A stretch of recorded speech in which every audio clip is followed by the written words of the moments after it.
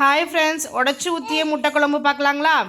ஒரு பேன் எடுத்துக்கோங்க. பேன் சூடானதுக்கப்புறம் 2 ஸ்பூன் எண்ணெய் ஊற்றிக்கோங்க. எண்ணெய் சூடானதுக்கப்புறம் 1/4 ஸ்பூன் கடுகு, 1/4 ஸ்பூன் ஜீரகம், 1/4 ஸ்பூன் பெருஞ்சீரகம் போட்டு நல்லா வதக்கிக்கோங்க. வதக்கிறதுக்கப்புறம் ஒரு பெரிய வெங்காயம், 2 தக்காளி சின்னதாக நறுக்கி அதையும் போட்டு வதக்கிக்கோங்க.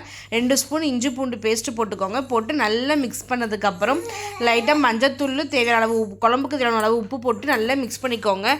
2 ஸ்பூன் குழம்பு மிளகாய்த்தூள், 1/2 ஸ்பூன் கரம் மசாலா, 2 ஸ்பூன் கொத்தமல்லி தூள், தேவையான அளவு மிளகாத்தூள் போட்டு நல்லா வதக்கிக்கோங்க. வதக்கிறதுக்கப்புறம் குழம்புக்கு தேவையான தண்ணி ஊற்றிக்கோங்க. உங்களுக்கு எவ்வளோ திக்காக வேணுமோ அவ்வளோ தண்ணி ஊற்றிக்கோங்க. ஊற்றிட்டு நல்லா கொதிக்க விட்டுருங்க. அது பச்சை வாசம் போகிறதுக்கு நல்லா கொதிச்சு வந்ததுக்கு அப்புறமேல் பார்த்தீங்கன்னா நான் ஒரு 4 முட்டை போட்டேங்க. அது உங்களுக்கு எவ்வளோ முட்டை தேவையோ அவ்வளோ முட்டை உடச்சி ஊற்றிக்கோங்க. உடச்சி ஊற்றிட்டு அப்படியே விட்டுருங்க. கரண்டி வச்சு கலக்கக்கூடாது. அப்படியே விட்டால் வெந்ததுக்கப்புறம் லைட்டாக எடுத்து விட்டால் மட்டும் போதும். நம்ம டேஸ்டான சுவையான முட்டை குழம்பு ரெடி.